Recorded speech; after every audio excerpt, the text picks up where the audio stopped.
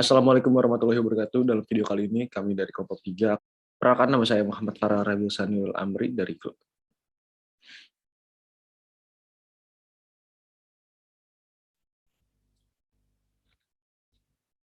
Saya Satria Pribadi, saya dari kelompok 3 AOK dengan NIM 2151507111042.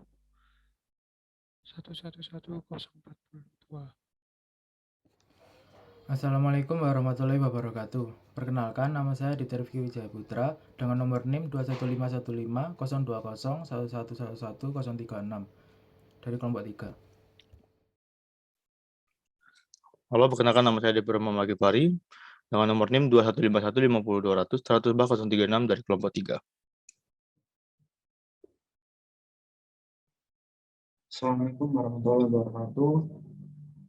Perkenalkan, nama saya Rizky Randa dan NIM saya 2151502071111038.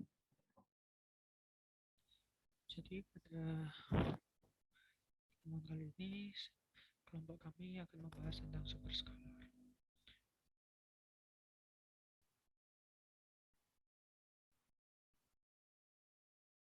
Nah, yang pertama adalah overview superskalar arsitektur atau yang biasa disebut SSA. Superskalar arsitektur yang biasa dikenal dengan arsitektur superskalar merupakan arsitektur dari suatu komputer atau prosesor yang memungkinkan eksekusi dilakukan secara bersamaan atau paralel dalam satu siklus dengan memanfaatkan teknik pipelining. Hal ini menjadikan setiap pipelining terdiri dari beberapa stage, sehingga setiap pipelining dapat menangani beberapa instruksi dalam satu waktu. Teknik superskalar terkait mengidentifikasi beberapa karakteristik, yaitu instruksi yang dikeluarkan dari aliran instruksi berurutan. Prosesor memeriksa secara dinamik dependensi data antara instruksi saat berjalan. Prosesor menerima beberapa instruksi per clock cycle. Setelah itu, sejarah superskalar arsitektur. Nah, yang pertama adalah Seymour Cray CDC 6600 pada tahun 1965 yang sering disebut sebagai desain superskalar yang pertama.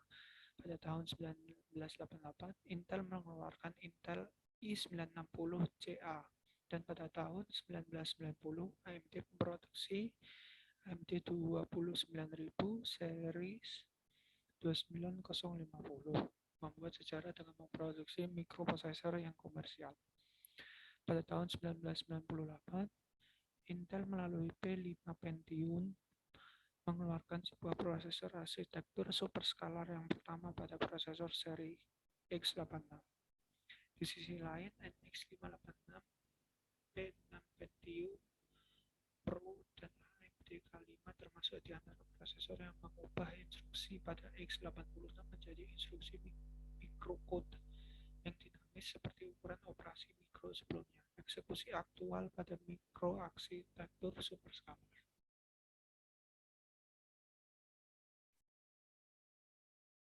Baik, selanjutnya adalah superskalar versus super pipeline. Superskalar adalah sebuah unit prosesor yang dapat mengeksekusi dua atau lebih operasi skalar dalam bentuk paralel. Super pipeline, cara yang digunakan untuk melakukan sejumlah kerja secara bersamaan tetapi dalam tahap yang berbeda yang dialirkan secara kontinu pada unit pemrosesan. Dengan cara ini, pemrosesan selalu bekerja.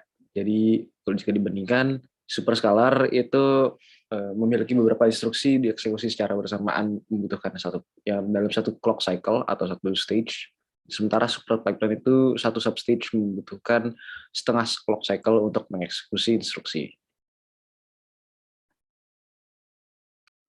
Lalu selanjutnya saya akan menjelaskan mengenai desain issues yang ada di superskalar arsitektur ini. Beberapa isu tersebut diantaranya adalah instruction level parallelism dan machine parallelism. Instruction level parallelism dapat dilakukan ketika instruksi yang berjalan tidak bergantung pada eksekusi yang lain, sehingga dapat berjalan secara paralel dengan tumpang tindih. Tingkat level paralelisme dari suatu instruksi bergantung kepada frekuensi dari dependensi data dan dependensi suatu prosedur dalam kode program.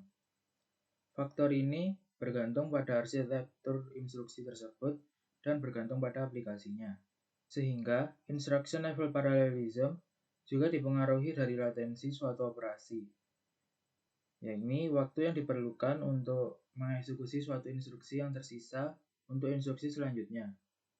Berikut ini adalah gambaran instruction level parallelism. Jadi gambar di sebelah kiri ini merupakan penggambaran analogi instruksi yang dapat dijalankan secara paralel. Sedangkan pada gambaran di sebelah kanan, instruksi tidak berjalan independen karena ada instruksi yang berhubungan dengan instruksi lainnya.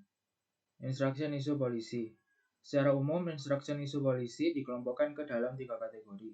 Yang pertama, in-order issue with in-order completion, out-of-order issue with out-of-order completion, dan in-order issue with out-of-order completion. Jadi yang pertama ada in-order issue with in-order completion.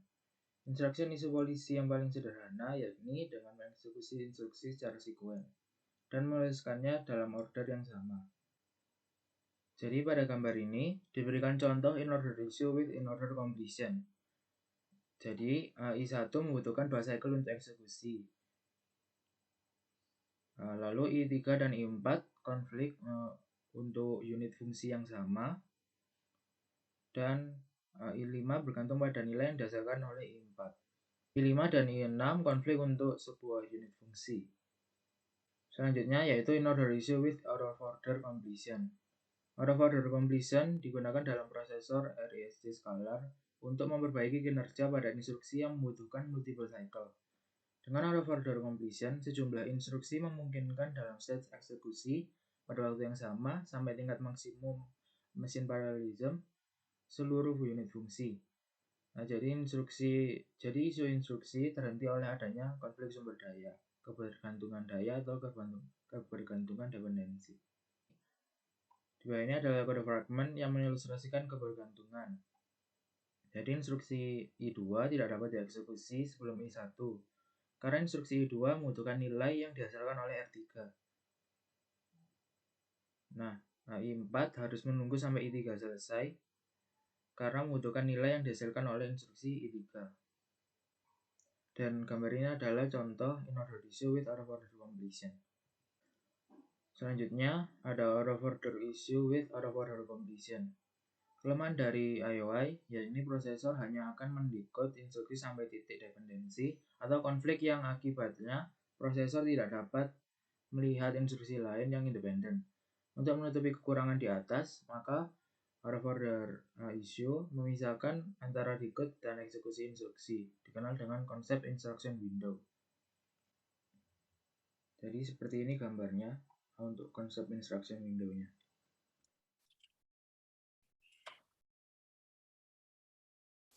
Baik, Assalamualaikum warahmatullahi wabarakatuh. Kenalkan, nama saya Depi Roma Magipari. Di sini saya akan melanjutkan penjelasan dari teman saya sebelumnya. Lalu selanjutnya ada register renaming. Jadi dengan adanya konsep OOI atau with OOC akan memungkinkan adanya dependensi WAW atau write after write dan WAR write after read.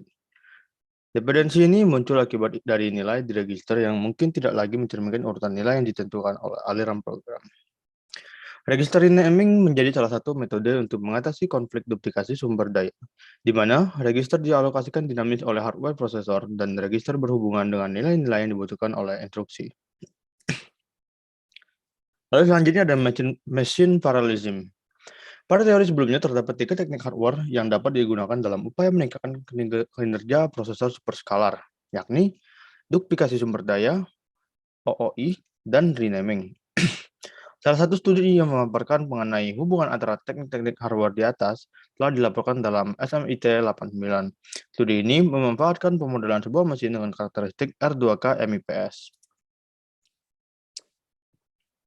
Pada gambar di samping menunjukkan bahwa dengan menggunakan procedural dependencies akan meningkatkan kinerja prosesor skalar.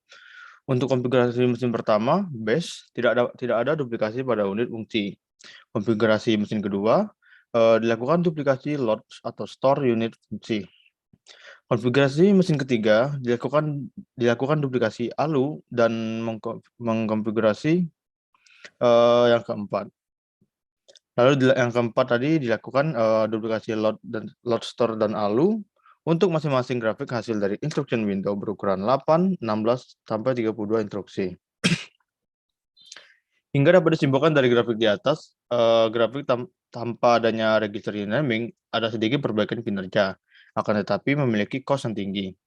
Untuk grafik sebelah kiri, dengan register renaming adanya peningkatan kinerja yang signifikan bila dibandingkan dengan tanpa menggunakan teknik register renaming. Lalu selanjutnya ada branch prediction.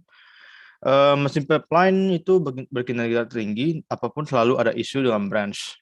Akan tetapi dengan adanya teknologi superscalar, masalah branch sedikit teratasi. Alasannya adalah instruksi ganda pada saat eksekusi membutuhkan slot delay. Dan superscalar memiliki teknik branch prediction, seperti contohnya pada prosesor scalar yang menggunakan branch prediction itu, yaitu ada PowerPC 601, ya menggunakan static branch prediction. Lalu selanjutnya ada PowerPC 620 dan Pentium 4, yaitu menggunakan dynamic branch prediction yang mengacu pada analisa branch history. Lalu selanjutnya ada superscalar execution. Pada gambar di atas mengilustrasikan sebuah program yang akan dieksekusi terdiri dari instruksi-instruksi linear yang berurutan. Proses pertama dari program ini yaitu melakukan fetch terhadap beberapa instruksi, termasuk di dalamnya branch prediction, khusus untuk membentuk instruksi dinamis. Lalu proses berikutnya, prosesor mengirimkan instruksi-instruksi yang di-fetch ke window of execution. Dalam fase ini, instruksi tidak lagi dalam bentuk sekuensial, akan tetapi bentuk instruksi sudah disesuaikan dengan data dependensi yang benar. Hal ini dilakukan untuk memudahkan prosesor melakukan kinerja, yang pada akhirnya instruksi-instruksi tadi dikembalikan ke dalam bentuk sekuensial dan hasilnya dicatat. Lalu ada superscalar implementation. Di sini pendekatan konsep superscalar pada prosesor adalah diperlukan. Berikut key elemen yang berlaku. Pertama, instruction fetch. Digunakan untuk mengambil beberapa instruksi. Unit fungsi ini membutuhkan penggunaan multiple pipeline untuk fetch dan decode stage, dan logika branch prediction. Lalu selanjutnya ada logic, digunakan untuk pembenaran dependensi yang melibatkan nilai-nilai register dan mekanisme untuk mengkomunikasikan nilai-nilai tersebut harus dikasih kemana selama eksekusi berlangsung. Lalu selanjutnya mekanisme dalam konsep paralel, yakni initiating, issuing multiple instruction. Lalu selanjutnya sumber daya untuk eksekusi paralel dari instruksi ganda, termasuk juga unit fungsi pipeline ganda dan hierarki memori, yang mampu secara simultan melayani dalam memberikan petunjuk memori ganda. Lalu yang terakhir ada mekanisme untuk committing proses state dalam urutan yang benar. Oke, mungkin itu sekian dari penjelasan saya. Mohon maaf bila ada salah kata. Wassalamualaikum warahmatullahi wabarakatuh. Selanjutnya, superscalar prosesor Pentium 4. Berikut ini merupakan blok diagram dari Pentium 4. Diagram tersebut yang akan menggambarkan operasi yang berjalan pada prosesor tersebut.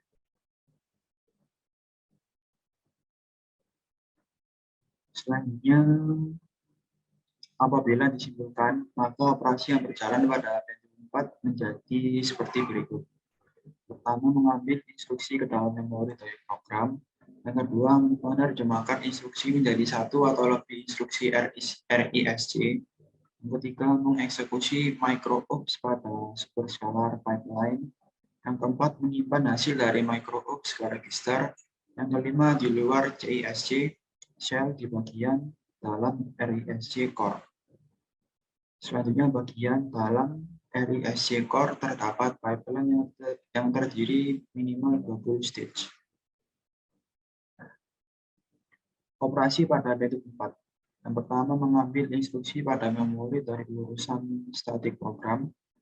Yang kedua, menerjemahkan instruction menjadi satu atau lebih instruction RISC dengan panjang yang tetap atau micro operation.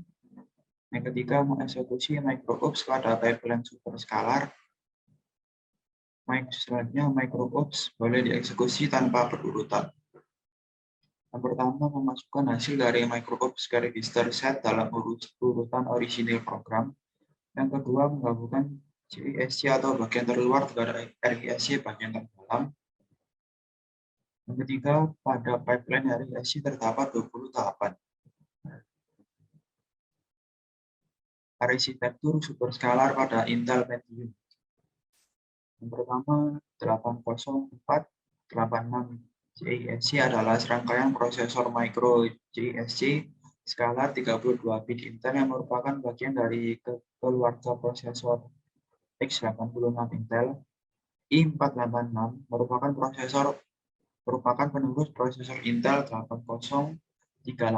Prosesor ini memiliki instruksi dan data cache yang tergabung dalam satu chip. Suatu floating point atau unit atau bisa disingkat dari FPU tambahan pada chip khusus model DX dan bus interface unit yang ditingkatkan kemampuannya. Yang kedua, sebagai tambahan pada kondisi optimal, ini prosesor dapat menjaga kecepatan eksekusi dari satu instruksi per clock cycle. Perbaikan ini secara kasar melipat gandakan kinerja dari Intel 80386 dalam clock rate yang sama. Selanjutnya, Pentium. Prosesor ARM Cortex A8. Prosesor ARM merupakan salah satu prosesor yang mengimplementasikan teknik superskalar dalam instruksi pipeline-nya. ARM Cortex A8 merupakan salah satu contoh desain superskalar prosesor dengan mengimplementasikan RISC atau Reduced Instruction Set Computer. Berikut ini adalah beberapa informasi lainnya mengenai prosesor ARM Cortex A8. Yang pertama, ARM mengacu ke Cortex A8 sebagai prosesor aplikasi. Yang kedua, prosesor embedded yang menjalankan sistem operasi kompleks. Yang ketiga, wireless. Yang keempat, mobile phone. Yang keempat, terdiri dari 13 stage pipeline. Tetap menjaga daya yang diperlukan ke batas minimum. Selanjutnya, memisahkan SIMD atau Single Instruction Multiple Data Unit. 10 stage per pipeline. Selanjutnya, ARM Cortex A8. Di samping adalah diagram dari ARM Cortex Block. Bisa dilihat sebagai berikut.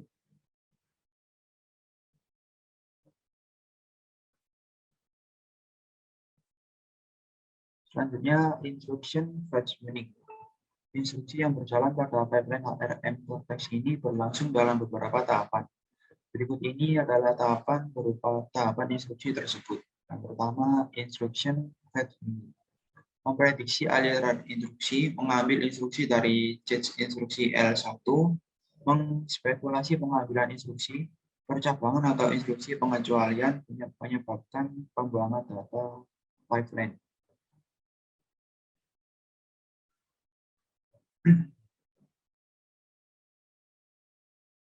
Generasi alamat FO menghasilkan alamat virtual.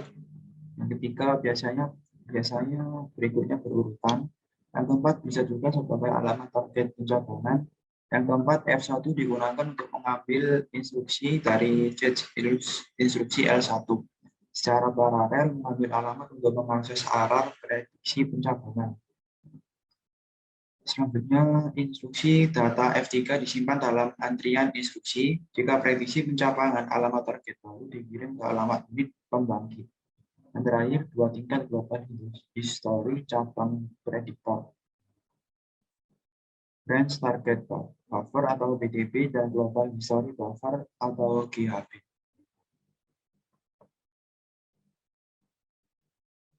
Instruction decode unit. Instruction decode unit menerjemahkan dan mengurutkan semua instruksi.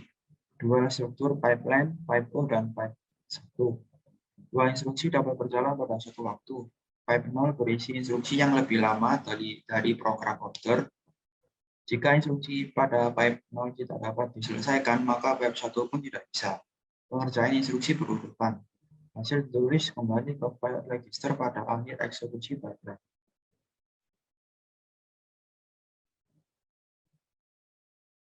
Di samping adalah proses batch decode pada ARM Cortex A8 integer pipeline. Jadi bisa dilihat sebagai berikut.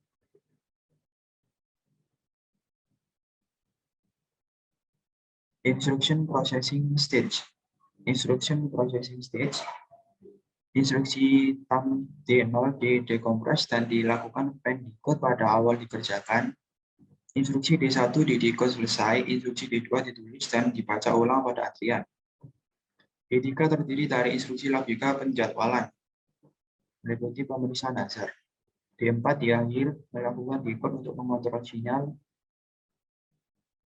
untuk mengeksekusi tecer pada unit pengisian atau penyimpanan. Selanjutnya adalah integer execution unit. Itu integer execution itu dua simetris pipa alu, generator, alamat untuk menyimpan dan mengisi instruksi. Pipeline stage-nya ada yang pertama itu E0 mengakses file register, bisa sampai 6 register untuk instruksi, penggantian barrel E1 jika dibutuhkan, E2 fungsi alu, E3 jika dibutuhkan melengkapi aritmatika saturasi, E4 mengubah kontrol aliran yang diprioritaskan dan yang diproses, E5 hasil ditulis kembali ke file register. Load atau store pipeline. Dia itu paralel ke pipeline integer. E1 itu alamat memori dihasilkan dari basis dan indeks register. E2 alamat diterapkan pada array cache. E3 mengisi dan data dapat dikembalikan serta diformat. E3 juga menyimpan data telah diformat dan siap ditulis ke dalam cache. E4 memperbarui cache L2 jika diperlukan, dan E5 hasil ditulis ke file register. SIMD dan floating point pipeline.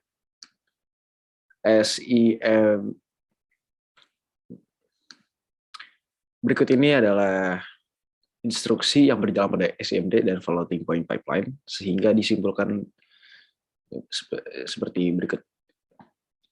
SIMD dari instruksi floating point dapat melewati integer pipeline di proses terpisah 10 stage pipeline. Dia itu neon unit, menangani instruksi SIMD yang dikemas dan menyediakan dua tipe dari floating point. Bisa dilihat dari gambar tersebut adalah yang lebih kompleks ya. Sekian presentasi dari kami. Mohon maaf bila ada kesalahan. Wassalamualaikum warahmatullahi wabarakatuh.